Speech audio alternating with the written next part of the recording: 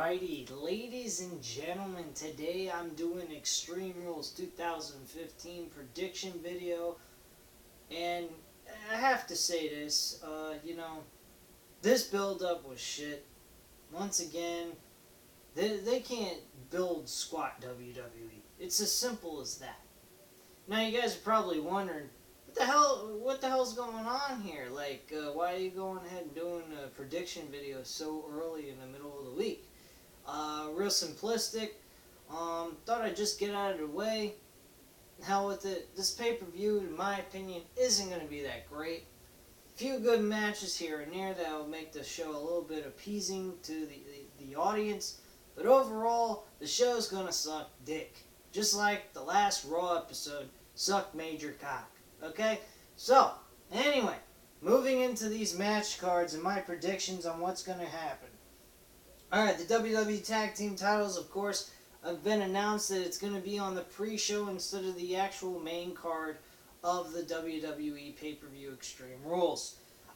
Tyson Kidd and Cesaro will be facing the New Day with Big E and Kofi Kingston as the tag team partners, with Xavier Woods as their manager. This prediction, I believe Tyson Kidd and Cesaro are going to walk away victorious. I will be very, very shocked if Tyson Kidd and Cesaro lose the tag team titles to New Day. That's if New Day wins, that's just like WWE saying, fuck you, audience, we don't care about your opinion, what you think, and what you like. And that straight up tells you one thing if that happens. That is definitely the answer that to me, would be what WWE is trying to give us. And bottom line is, that is a load of crap. New Day don't deserve any kind of push as tag team champions, so that's the reason why I'm leaning towards Cesaro and Tyson Kidd to retain their championships.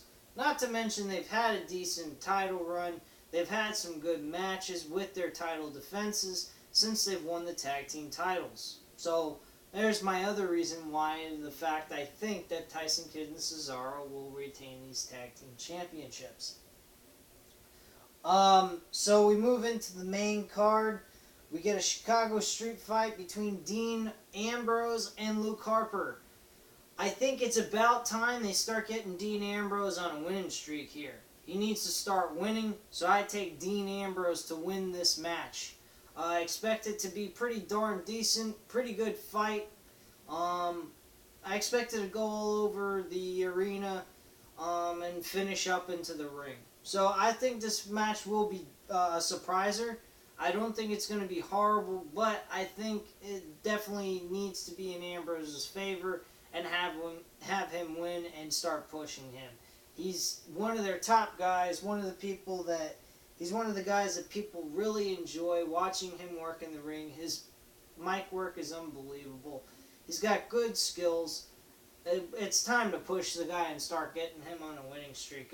It's just about time for that shit to happen. So bottom line is Dean Ambrose better be walking out the winner of this match. The next thing that's going on here, Roman Reigns and Big Show last man standing match. This is going to be the worst last man standing match of all time. I expect it to be absolutely slow, dull, and boring, and Roman Reigns getting a cheap win by a Superman punch and a spear, and that's the end of that. Match over. Nothing else exciting about it, nothing appealing, and just complete and utter disaster. This whole entire build-up for Roman Reigns has been nothing but a waste. You're having him face the Big Show for the 5,000th time. It's time to put an end to this bullshit. You want to put Roman Reigns in our eyes as a world champion, start making him look like one, not look pathetic, not make him look like facing the Big Show and making him be the underdog. Fuck that shit, man. Push the man, make him look like a badass, get him to start using more maneuvers besides the Superman punch and the spear, and things will look good on his end, and people more than likely start pushing towards this guy and believing in him as being a main event star. Right now, I don't even look at him as even close to a main eventer. I look at him as a mid-card fight wrestler, and that's all there is to it. I don't look at him even close to Seth Rollins or Randy Orton right now. From what I saw, though, they had a promo video that's on NoDQ.com. You could check that out. And they showed a payback promo of Seth Rollins, Randy Orton, and Roman Reigns, which is being predicted as a possibility or a sign that Roman Reigns will be added to the mix between Randy Orton and Seth Rollins in the next month's pay-per-view. I find that a little awkward, but that's going a little bit off topic since we are talking about the here and now and not way into the next month's future. So, moving into the next match, and as I said, Roman Reigns will win this match in a very dull and boring fashion. Nikki Bella and Naomi for the Divas Championship. This match is kind of tough to call, but not to be mean or anything, but who fucking cares, really? Paige was supposed to be facing Nikki Bella for the championship, and instead she's doing nothing. She's been knocked off TV. She was beaten up by Naomi, putting Naomi as the #1 contender instead of Paige. Okay, whatever. I'll go with the champion since the champion is technically, in my mind, the favorite. Nikki Bella retains the championship, and Naomi goes ahead and takes a hike to all that. Anyway, next match is the Dolph Ziggler Sheamus match, Kiss My Arse match. And, ladies and gentlemen, this is a joke. Plain and simple. This is an absolute absurd match. You got young kids seeing a Kiss My Ass match, and you know there's going to be children there watching this, and at the end, the loser kisses the winner's ass. I totally expect this to be a complete and utter load of garbage. And it's just a load of bullshit. I don't think that anybody's going to be kissing anybody's ass in this match. I totally expect that this is going to be a complete and utter failure of a match. I mean, not that Dolph Ziggler and Sheamus are bad wrestlers, but the gimmick of the match is going to be a complete fail. Nobody's going to be too interested in this. The action itself, I believe, but I don't think they're going to go so far of making the person pull their pants down to kiss their ass. They're more than likely going to go ahead and have the winner keep their pants up, push their ass towards the opponent that lost, and have the loser of that match, kiss their ass with their trunks on. That's how it's going to be. They're not going to pull down their pants and show their ass.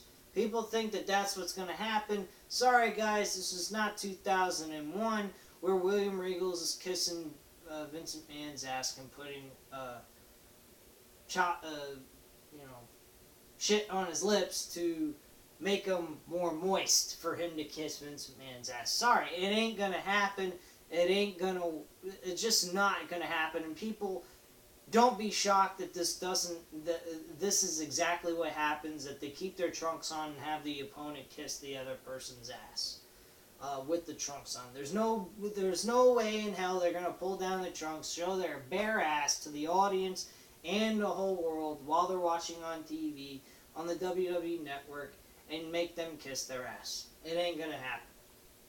So, the Kiss My Ass match isn't going to be so big deal anyway. They're not going to pull down their pants, and so forth. Winner of that match, I believe, probably more likely is going to be Sheamus. He's probably going to win that match on account of the fact that, they've already announced they want to push Sheamus and get him into a main event type status within the company. So definitely him beating Dolph Ziggler would definitely push him into that kind of level within the company. That's just my opinion.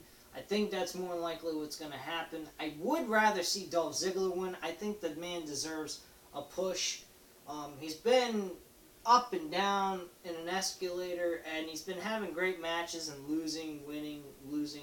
It's about time they get him on a winning streak. Him and Dean Ambrose deserve a push. Those two guys have done outstanding work in the last 6 months, and it's just about time they get a push. That's all I have to say on that. But moving along with these other matches that are on this show, I mean, straight up, I'm not too heavily impressed. I mean, there's some great matches on here that I think are going to be outstanding. And then just some of them are just going to be absolute dull and boring or garbage completely. The next match, which is kind of still up in the air, is the WWE Intercontinental Championship match between Bryan and Wade Barrett. One major problem with this match is they haven't had any build-up between him and Bad News Barrett, because of the fact that Daniel Bryan is supposedly injured, which I've read or heard online from Sean View Entertainment, Enter the Arena US, that he has developed an injury that dated back on April 9th.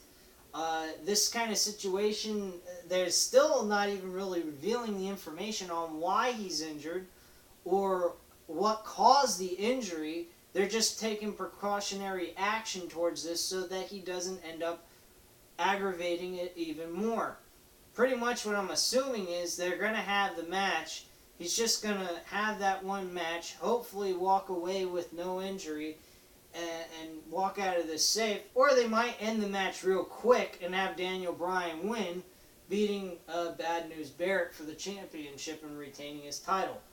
I think that would probably be the best thing to do, is make this match real quick and get it over with. Despite the fact it kind of sucks that they have to make it go quickly, it would be in their best interest to save Daniel Bryan and not have him get worse than he already is. So a quick match would probably be the best option for them to do. And possibly once Bryan's healthy enough to return to action full time, I think then they should have another match between Barrett and Daniel Bryan to make up for the quick match that they had to do, so that they don't have to cancel this match. Because I think if they cancel this match, it's going to be kind of weird for them to do that, since they've not made any, notion to the WWE audience what's going on with him behind the scenes. And on top of it, on television itself, they're not even mentioning Daniel Bryan, like he's not even there. So that's really bad in my opinion. So they've got to have this match, make it short and sweet, maybe like a 2-3 minute match, and that's it. Other than that, I think the match shouldn't go any further than that if he's really not at 100%. If he's at 100%, have the match as long as it needs to be for it to be decent enough to be passable for the WWE audience, and give the people a good show between these two guys. Despite the fact they haven't had a tremendous build-up for this match, which I was expecting to happen, but he got injured. So regardless of what it is, make it a short match if he's not 100%, and go from there. And let the man heal himself up. Keep the belt on him. Don't strip him of the title unless it's something where he can't defend the title for the next month or something like that, if it's really that bad. But anyway, so I think Daniel Bryan should retain the title, of course. John Cena and Rusev in a Russian chain match for the United States title. This match, I believe, is probably going to be a really good match, really enjoyable. They've done a decent job building this matchup. Out of all the matches, this is probably the best. It's just a continuation of what they've been building up since February. And I think this is going to be a really good match. John Cena, of course, is going to retain the title. I think it would be kind of neat, though, if they threw the people for a loop and had Rusev win back the United States Championship and have them face each other again, where Rusev retains the title and let Rusev go back on a winning streak. Other than that, I don't believe that that's going to happen. From what I've read, and read around on the internet, John Cena really, I think, should retain the championship. if they're going to be able to keep the title on Daniel Bryan with the Intercontinental and unify those two championships at SummerSlam. As they're, from what I heard in the news, that's what they want to go with building up to SummerSlam, which I think would be a great match and a hell of a match between those two. They had a great match the last time they fought in 2013 at SummerSlam. I see no different in 2015 for them to have another great match. Then the main event for the World Heavyweight Championship, WWE World Heavyweight Championship to be exact. The steel cage match with Randy Orton's RKO being banned from this match. It's a no-brainer. Seth Rollins is going to retain the championship and walk away victorious. How he wins it is probably going to, either make him or break him as the champion at this point. He walks away, looking good in a sense of being on his own, not having any not doing a screw job or doing anything that's going to make him look pathetic. I think he will work out as WWE Champion. If they make him look pathetic, it's going to ruin his whole title defense. And I think they need to go with Randy Orton and Seth Rollins going at it one-on-one, have their match, and finish it. Okay? That's simple. And Seth Rollins walks out as the world champion, and that's basically it. Okay? Bottom line is they need to do this for Seth Rollins' sake as their champion. They want him to keep the title all the way through till SummerSlam and possibly drop the title to Brock Lesnar. That's all fine and dandy, but they better do it the right way. They cannot have this man walking around for the next couple of months leading up to August where he goes ahead and walks away in cheesy fashion with the championship belt. It didn't work for JBL. It made him look bad. It made him look crappy at most points. And this same scenario is no different. Randy Orton did stuff like this before, but he also retained the championship in dominant fashion as well. And that's what they need to do here. He can't run away from Randy Orton.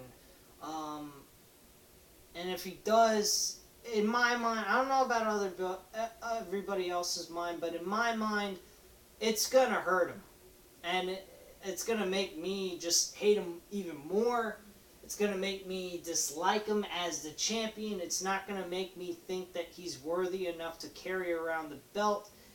And that's just the way it is in my mind. And that's just my opinion. But, as we all know, you guys can leave your comments and opinions down below of this video. Let me know what you think. Give me any predictions or ideas of what you think is going to happen for this match leading in. And let me know. I'd like to hear from you guys before the pay-per-view.